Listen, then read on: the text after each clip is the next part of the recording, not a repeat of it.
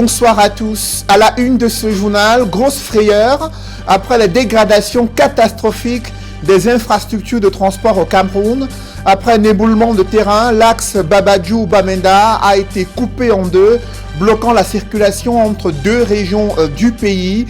En plein centre-ville de Bamenda, la route s'est effondrée, provoquant des accidents. Une scène similaire s'est produite sur l'axe Douala-Bonepupa-Yabassi, survenu à la suite des pluies diluviennes.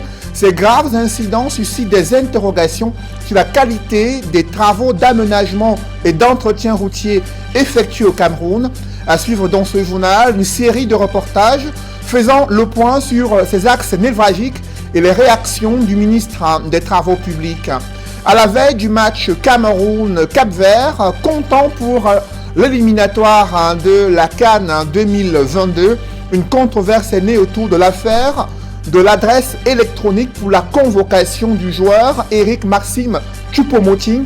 Son agent déplore un complot visant à l'écarter de la sélection fanion de football. L'Africa Foot réagit, estimant qu'il a plusieurs fois boudé l'équipe des Lions indomptables du Cameroun. Qu'en est-il concrètement? Enquête à suivre dans ce journal.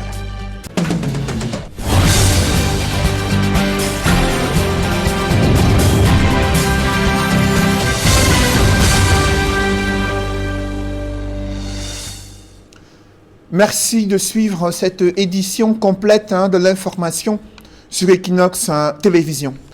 D'abord, le calvaire des usagers qui ont emprunté l'axe Babadjou-Bamenda après un éboulement de terrain survenu dans la nuit de mercredi. Ils ont passé la nuit à la Belle Étoile, bloqués sur cet axe coupé en deux durant plusieurs heures. Un calvaire indescriptible selon des voyageurs qui ont dénoncé l'abandon de la part des pouvoirs publics. Reportage signé Raphaël Tcheko, Théophile Tounke et Kediara. Des bus et autres véhicules de transport stationnés le long de cette route en construction. Des passagers forcés de descendre pour constater par eux-mêmes le triste spectacle qui s'offre à leurs yeux. Une route totalement divisée. Nous sommes sur la nationale numéro 11 qui relie l'axe Bamenda à Babadjou. Une nationale désormais coupée en deux et pour cause, un éboulement de terrain provoqué par les pluies qui s'abattent depuis quelques jours sur le pays. L'éboulement qui s'est produit tard dans la nuit de mercredi a forcé les voyageurs nocturnes à passer la nuit sur place à la Belle Étoile. Nous sommes arrivés de l'autre côté, puisque nous étions de l'autre côté de Bamenda, on venait de traverser Matassin et la petite déviation de Matassin s'est aussi coupée après notre traversée. Il y a eu écoulement de terrain et maintenant voulant traverser la petite déviation ici là, la limite entre, je pense la limite entre l'arrondissement de Babadjou et celui de Santa, il y a une déviation. Pour ce qui est des riverains, ils ont dû contourner le lieu du sinistre, s'enfonçant dans la forêt afin de traverser pour pouvoir vaquer à leurs multiples occupations. Moi, je suis tout juste à côté du carrefour d'Oji. Bon, pour traverser, il va falloir que je contourne, je traverse dans l'eau, avec tout le risque qu'il y a dans cette saison de pluie, que je travaille dans l'eau. Traverse dans l'eau avant de trouver de l'autre côté. Dans un pays comme le nôtre, les gens ne devraient pas souffrir de cette manière.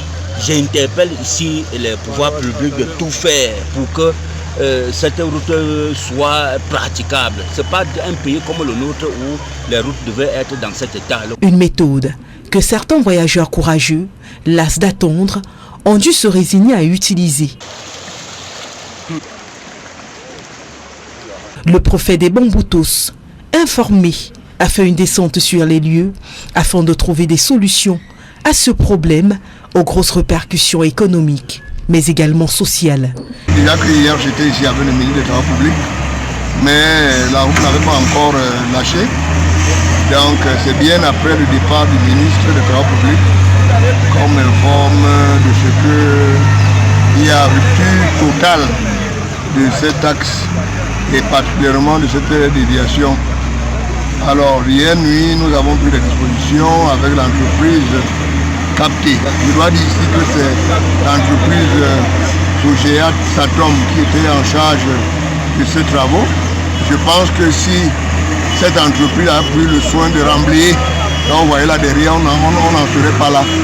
Donc le ministre, après de nombreuses mises en demeure et à la suite de nombreuses plaintes des usagers, a pris sur lui, n'est-ce pas, Au moment où nous bouclons ce reportage, la circulation avait déjà été rétablie pour les petits véhicules sur l'axe Bamenda-Babadjou.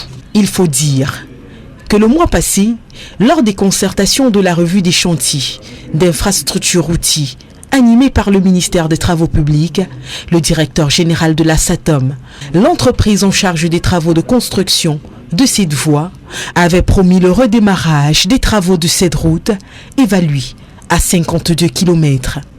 C'est en août 2018, à l'issue d'une attaque de son chantier à Trebio-Amba Boys, que l'entreprise avait dû suspendre ses activités. Son matériel avait été détruit.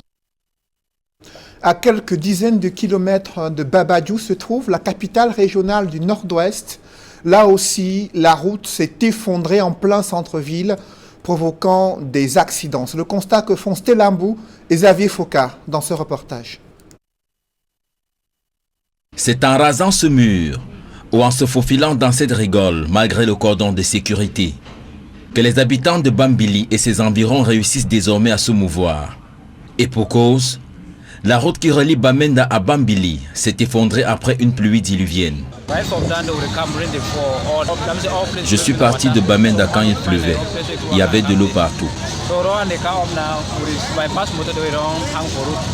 Chaque chauffeur essayait de se frayer un chemin alors que l'eau avait inondé la route. Les véhicules étaient alignés. J'ai tenté un passage sur le côté. J'ai constaté que ma voiture s'est renversée par l'arrière.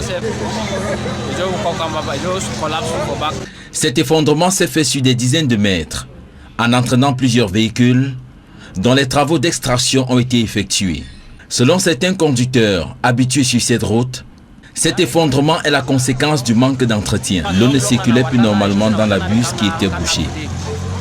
L'eau s'est frayé un chemin et a lessivé le sol en profondeur. C'est ainsi que la route s'est effondrée. Les habitants de Bambili et de Bamenda disent n'avoir jamais assisté à un tel spectacle. En attendant la réhabilitation de cette route, les populations doivent s'habituer pendant un bon moment à la marche obligatoire. Autre dégradation spectaculaire, c'est au lieu dit PK40 sur l'axe Douala-Bonepoupa-Yabassi. Là aussi, c'est un affaissement d'une buse coupant la route en deux au grand désarroi des populations. Des travaux de réfection y ont été menés pour alléger leur souffrance, mais les transporteurs routiers sont interdits de traverser cet axe réhabilité. Il déplore d'importants manques à gagner en raison de ces infrastructures routières qui ne cessent de se dégrader au quotidien. Précision dans ce reportage signé Equa-Claude, Dallas Tiana et Vivien Tonfac. Ces engins de génie civil s'attellent à rendre circulable le tronçon Douala-Yabassi à 4 km de Bonepoupa dans le département d'Unkam. En effet, les fortes pluies tombées la veille ont endommagé les bus de la voie de contournement au niveau du PK43. Je comprends un grand bruit qui fait ouh, ouh, ouh, ouh. Je descends vers l'eau avec mes petits-enfants. Je trouve l'eau abondamment. Et là où ils ont versé de la terre est partie sans bus, sans conteneur comme ils le font souvent. L'effondrement de ces bus a davantage aggravé le calvaire des usagers d'une route en chantier et dont l'état à certains endroits laisse à désirer. Ça fait une semaine aujourd'hui que nous sommes en route. On est d'abord arrivé à Yabassi, le pont était coupé à Saké. C'est nos patrons qui sont venus arranger le pont. On quitte ce matin, on arrive ici à Bonepoupa. On dit que le pont est aussi coupé en route. Les travaux entamés urgemment ont permis de faire passer les petites voitures, mais les gros porteurs sont restés bloqués. Nous sommes arrivés ici là depuis 8 heures. Ils ont arrangé, laissé partir les vides et nous bloquer, nous les charger. Donc on attend encore, on ne connaît pas à quelle heure. En plus du calvaire vécu, les transporteurs relèvent un important manque à gagner, engendré par ce sinistre. Depuis 6 heures que j'ai laissé Douala pour Bonepoupa. Je suis quitté ici, c'était aux environs de 14 heures passées. Comme je suis au retour maintenant, je suis encore bloqué. J'ai l'habitude de faire au moins 3 tours par jour. Mais présentement, je ne suis même pas sûr de faire 2 tours. Le bricolage frappant dans la réhabilitation de cette voie de contournement n'a pas manqué de susciter des interrogations chez les riverains et d'autres usagers.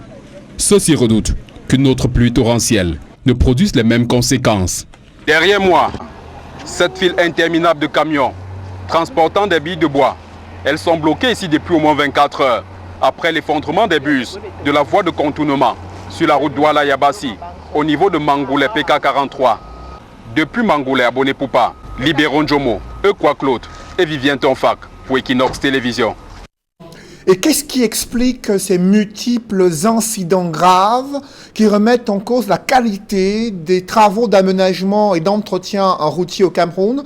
Le ministre des Travaux publics interpellé invoque la pluie dans les régions du littoral et de l'Ouest pour justifier ces ruptures soudaines de la route.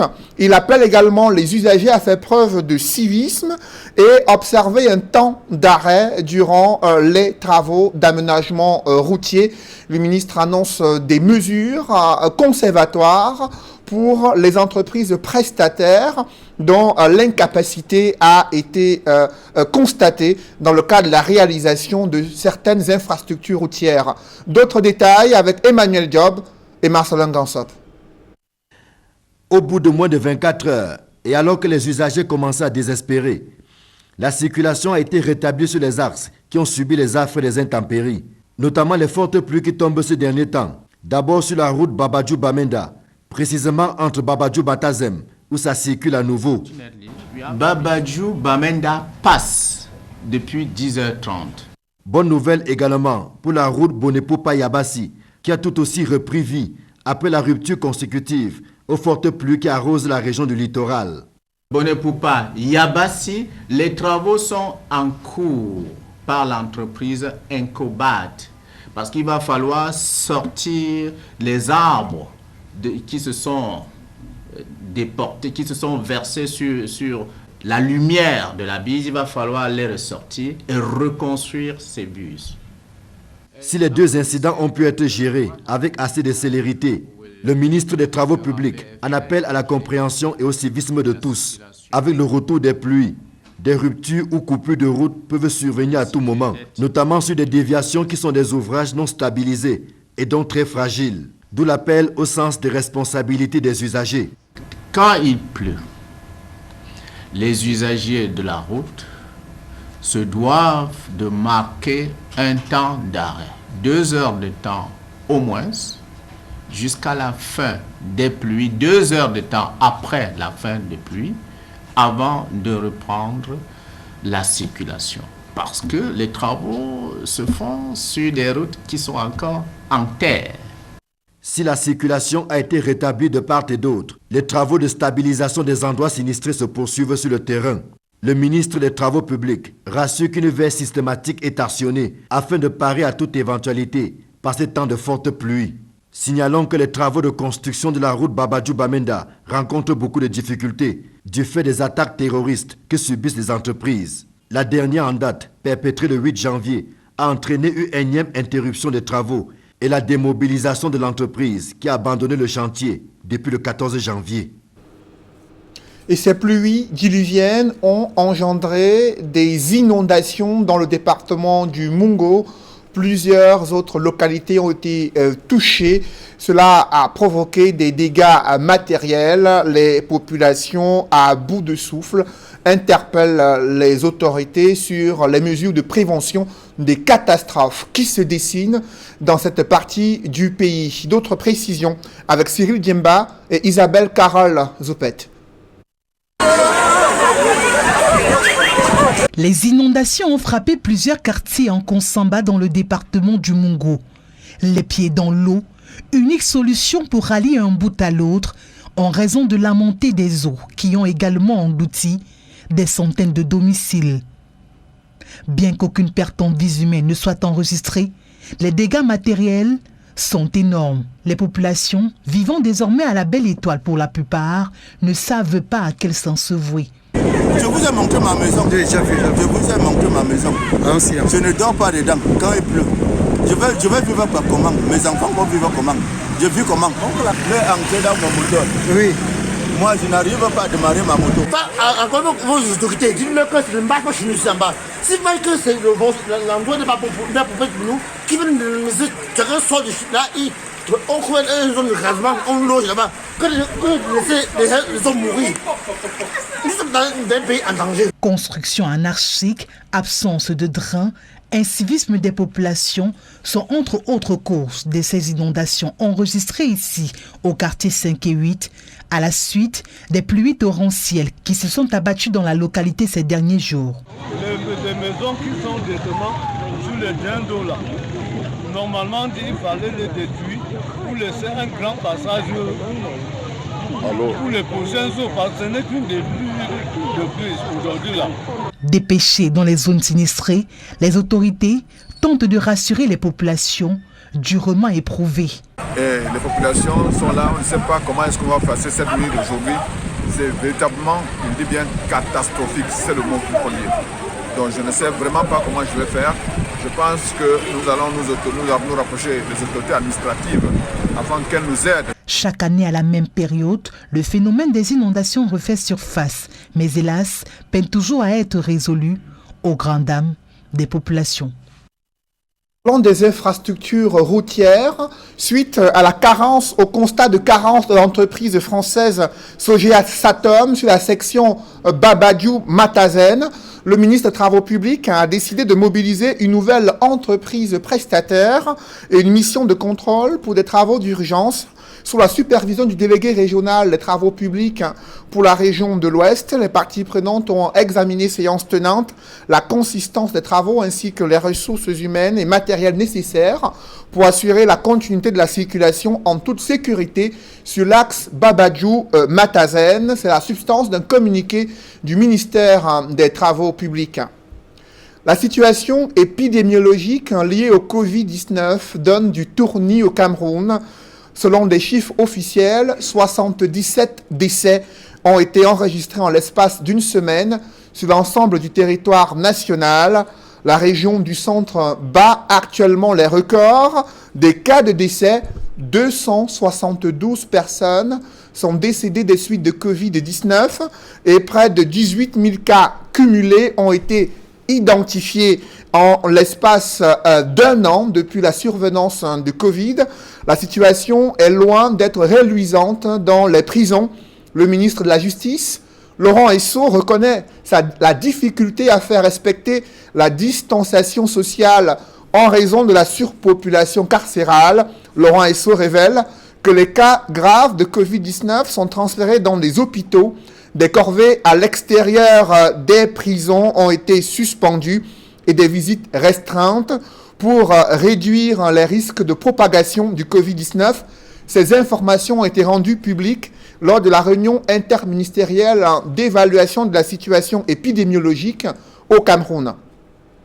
Et concernant le plan de vaccination contre la Covid-19, c'est le clair-obscur dans la stratégie du gouvernement alors que le Conseil scientifique a exhorté les pouvoirs publics à suspendre l'introduction du vaccin AstraZeneca en raison de la controverse observée autour de ce produit en Europe.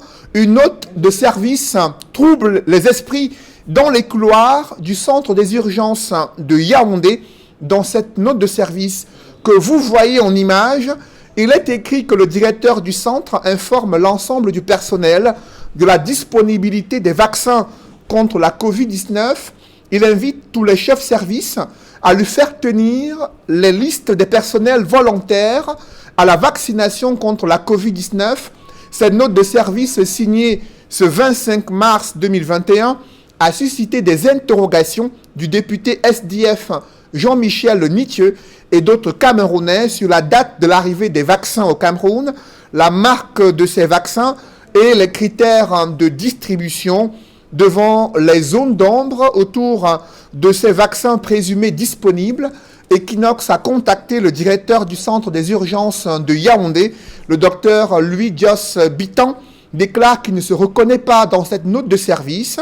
Il a envoyé à la rédaction d'Equinox cette note en régularisation. Dans ce nouveau document, Il parle plutôt d'une éventuelle vaccination à venir. Cependant, les visas et les en-têtes de ces deux documents sont similaires. Ils portent tous la date du 25 mars 2021. Alors que le Cameroun ne s'est pas encore prononcé sur le vaccin à adopter contre la pandémie de coronavirus, le Gabon a déjà pris de l'avance. Le président gabonais Ali Bongo Ondimba s'est même fait vacciner et la vidéo a été rendue publique sur son compte Facebook officiel, vidéo dans laquelle il exhorte les Gabonais à eux aussi suivre son exemple. Je vous invite à l'écouter. À nouveau à rappeler à tous que le vaccin n'est nullement obligatoire.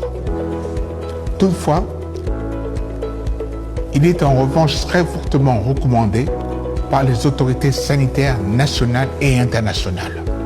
Plus nous nous vaccinerons, mieux nous respecterons les gestes barrières et plus vite nous pourrons alléger les mesures de protection et retrouver enfin le cours normal de nos vies. Et au Cameroun, le président de la République, Paul Biya, a reçu en audience le ministre britannique des Affaires étrangères. Ils ont discuté durant près d'une heure. Ils ont évoqué les questions liées au vaccin anti-Covid-19. Le ministre britannique des Affaires étrangères a annoncé au terme de cette audience que le Cameroun va bénéficier des facilités COVAX, lesquelles facilités intègrent le vaccin britannique AstraZeneca. Les deux personnalités ont également évoqué la situation dans les régions du nord-ouest et du sud-ouest. Le diplomate, le ministre britannique s'est appesanti sur les relations bilatérales entre Londres et Yaoundé, notamment la signature d'un accord de partenariat et la promotion à la fois des produits agricoles exportés vers la Grande-Bretagne et les investissements britanniques au Cameroun. Revenons sur ces événements tristes qui ont marqué les Camerounais et plus précisément ceux de Njombe Pendia, le dernier voyage du maire Paul-Éric Kingé, suscitant la consternation et l'émoi entre la ville de Douala où la mise en bière s'est déroulée et son inhumation dans la ville de Njombe Pendia. Des précisions dans ce reportage signé Keddiara. C'est une journée du 24 mars, lourde, en amertume et en désespoir, que les populations de la commune d'arrondissement de Njombe Pendia ont connu. C'est très tôt qu'elle va commencer à l'hôpital Akantini de Douala avec la levée de corps de l'homme politique décédé brusquement ce lundi des suites de Covid-19. Pour lui rendre un dernier hommage, ses homologues maires, des hommes politiques, des représentants de l'administration. Au sortir de l'hôpital, il y a quelques jours, signalait qu'il avait été victime du Covid et que ça allait déjà. Et il a replongé pour que cette fois-ci, la mort ait raison de lui. Mais nous retenons de lui un homme politique qui a animé la scène politique camerounaise et nous pouvons simplement transmettre par cette voie les condoléances de la République à la famille éplorée. Ensuite, déploiement du cortège mortuaire en direction de Pendia, où la population est déjà groupée pour attendre celui en qui elle avait fondé tous ses espoirs, son héros.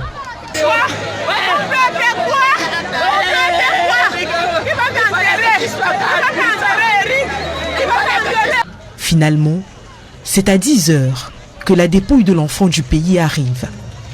Comme il fallait s'y attendre, la population de Pendia et ses environs a déjà envahi la nationale contre avis des autorités qui ont déployé depuis la veille un important dispositif sécuritaire. S'ensuit alors un bras de fer entre celle-ci et les forces de maintien de l'ordre. Du gaz lacrymogène est lancé Les renforts sont appelés, mais la foule n'en démord pas. Elle réclame une seule chose, rendre cet hommage mérité à son héros. La tension arrive à son comble, elle est si vive que le corbillard est bloqué, le pare-brise cassé. Finalement, les autorités desserrent les taux et donnent la possibilité à Pendja de pleurer dignement son fils. Il fallait que tu sois qu'en prison, que de mourir. Notre village est fini. Notre village est fini. Oh, papa, oh, Mathieu. Une escale est improvisée au domicile de Paul-Éric Kingué. La foule est en larmes. C'est la grande émotion. Après quelques minutes, la dépouille de l'homme politique est amenée au caveau familial et ensevelie aux côtés de sa maman et de son fils, décédé lui aussi au mois de mars, il y a 10 ans. Paul-Éric Kingué, homme politique de renom. Des promesses en n'en plus finir, un destin brisé. Que la terre de tes ancêtres te soit légère.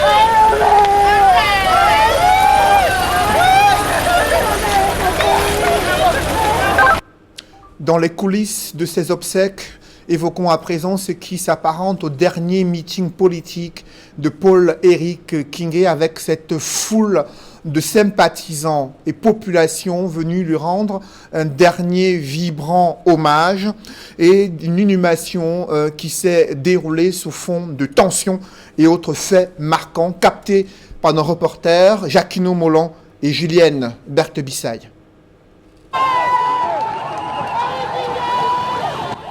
Dès l'arrivée de la dépouille de Paul-Éric Kingué dans sa commune de Ndjombe-Pendja, c'est un membre de sa famille qui bloque le corbillard, exigeant que le cercueil de leur frère fasse escale au domicile du défunt. Une étape non prévue dans le programme, en raison de son décès de suite de Covid-19. Face à la fermeté des autorités mobilisées pour la circonstance, la population insiste.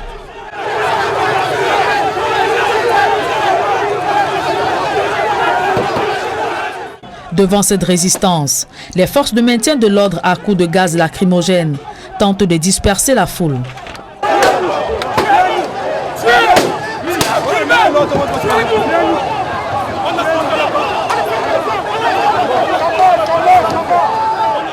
Le face-à-face dure une trentaine de minutes. Quelques instants plus tard, un compromis est trouvé et le corps de Paul-Éric Kingué est à son domicile pour une poignée de secondes. Puis, direction sa dernière demeure pour l'éternité. Fait curieux à la tombe, ce n'est pas l'équipe médicale qui procède à sa mise en terre comme l'exige la procédure pour les décédés de Covid-19. Mais ses proches, dans la foule compacte, aucun respect des mesures barrières. Certains étouffent comme cette dame, transportée à l'hôpital. Le défunt s'en est donc allé pour un voyage sans retour, après avoir été honoré par les habitants de Ndjombe-Pendja, chacun à sa manière.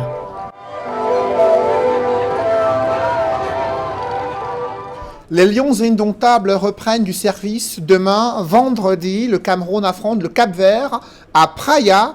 Ce match comptant pour les éliminatoires de la CAN 2022 se dispute sans Eric Maxime Choupo-Moting.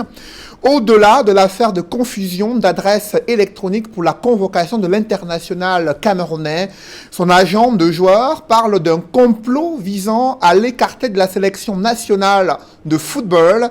Interpellé, la FECAFOOT estime que l'attaquant de Bayern de Munich en Allemagne est reconnu pour bouder la sélection fagnon de football. Mais que s'est-il réellement passé pour qu'il ne se retrouve pas dans la tanière des Lions indomptables?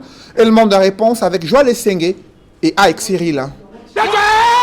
La polémique enfle au sujet de l'absence de Eric Maxime Choupo-Moting dans la tanière, alors que les Lions indomptables redescendent dans l'arène dans le cadre des éliminatoires de la CAN 2022.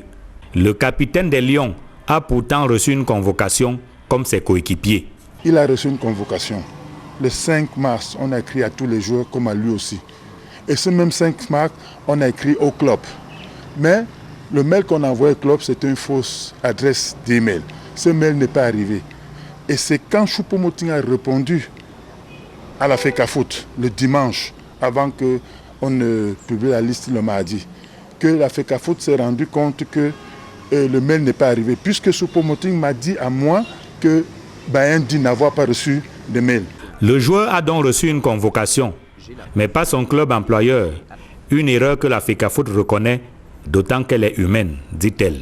Moi, je pense que on s'attarde souvent sur ce qui, ma foi, oui, ne marche pas. Mais vous voyez quand même, si on a 35 ou 40 convocations à envoyer, et que pour une raison ou pour une autre, Outlook pourrait ne pas envoyer, on s'en va jamais savoir. Et pourtant, on est en communication avec le coach, il travaille, donc s'il doit venir, il viendra. Les clubs eux-mêmes savent que ça peut arriver. Après s'être fendu en excuses, la FECAFOOT dit avoir envoyé la convocation, cette fois à la bonne adresse du Bayern de Munich. M. Salomon Elémé, ce même jour, 2 heures de temps plus tard, a répondu à Kathleen Kruger en lui indiquant, en lui envoyant donc le mail initial, mais cette fois à la bonne adresse telle que indiquée par Kathleen Kruger elle-même. Donc, le Bayern a bel et bien reçu cette convocation-là. Mais lorsque le sélectionneur publie la liste des joueurs le 16 mars dernier, le nom du capitaine n'y figure pas. La FECAFOOT explique. Salomon Elémé, dans son mail, indique bien au Bayern de Munich que le coach donnera sa liste demain. Et donc, il serait bien que vous puissiez répondre favorablement, bien entendu, à la sélection nationale du Cameroun. Sauf que la réponse n'est pas venue. L'explication donnée par la FECAFOOT peine à convaincre l'agent du joueur. Le team manager Olembe a écrit une lettre d'excuse au Bayern parce qu'ils se sont trompés des mails. Alors, dans cette lettre d'excuse, ils ne peuvent pas avoir envoyé une autre convocation parce que la FECAFOOT dit ils ont rectifié, ils ont envoyé le mail. Oui, vous avez rectifié, vous avez laissé les 37. C'est ce qui était là depuis. Alors, maintenant, quand vous avez convoqué les 25, il fallait convoquer les 25, mettre le nom de Choupo-Moting dedans et que personne ne réponde pour qu'on l'enlève. Sur la base de ses propres constats, l'agent pense qu'il y a un problème Choupo-Moting au sein de la sélection nationale. Je constate qu'il y a un problème, mais je ne sais pas lequel problème. C'est ça qui m'étonne. Parce qu'en fait, quand on a convoqué les 37, on n'a pas demandé à Choupo-Moting avant. On n'a pas demandé au Bayern avant. On convoque. Et si maintenant, vous ne voulez pas libérer le joueur, vous écrivez, vous dites non. Y aurait-il donc un plan pour pousser le capitaine hors de la sélection? Si l'agent du joueur semble convaincu, à la FECAFOOT, on botte en touche cette idée en arguant que Choupo-Moting lui-même s'est souvent mis en marge de la sélection. Il n'y a pas, du point de vue de la FECAFOOT, de problème Choupo-Moting. On aurait pu évoquer quelques situations qui méritent d'être portées à l'attention de l'opinion publique. Le coach est quelqu'un de très discret, Antonio Conceição, mais il fait ses observations de façon très sibylline. Et il a remarqué qu'il n'a pas souvent eu l'occasion d'avoir à sa disposition Choupo-Moting et que plusieurs fois quand il a convoqué, il ne s'est pas toujours présenté aux convocations. Le Cameroun affronte le Cap-Vert, puis le Rwanda dans le cadre des éliminatoires de la CAN 2022. Les 2 matchs se disputent sans Eric Maxime Choupo-Moting. Sur les raisons de l'absence du capitaine dans la tanière, la FECAFOOT et l'agent du joueur se renvoient la responsabilité. N'est-ce pas cette entame de match? Messieurs, c'est la fin de ce journal. Merci de l'avoir suivi. Juste après cette édition de 20h, retrouvez Serge Alain Autou et ses invités pour le débrief du journal sur le plateau d'Equinox Soir. Serge Alain. Voilà, les fortes précipitations qui sont tombées hier sur le territoire camerounais ont fait de nombreux dégâts, surtout par rapport aux chantiers routiers. Et des axes névralgiques. D'abord l'axe Babadjou-Bamenda, coupé en 2 après un effondrement de terre. Le même constat fait sur l'axe Douala-Bonépoupa et en plein centre-ville de Bamenda. Le ministre des Travaux publics s'appuie sur ces pluies pour justifier cet éboulement des terrains et déplore l'incivisme des usagers qui insistent pour traverser ces axes routiers durant les pluies. Mais du côté des usagers, l'on s'interroge sur la qualité des travaux d'aménagement et d'entretien routier effectués jusqu'ici au Cameroun. Voilà, c'est dans l'essentiel. Equinox Soir, deuxième partie. Bonne soirée à vous, Cédric. Je vous souhaite une bonne soirée, Serge Alain. À très bientôt.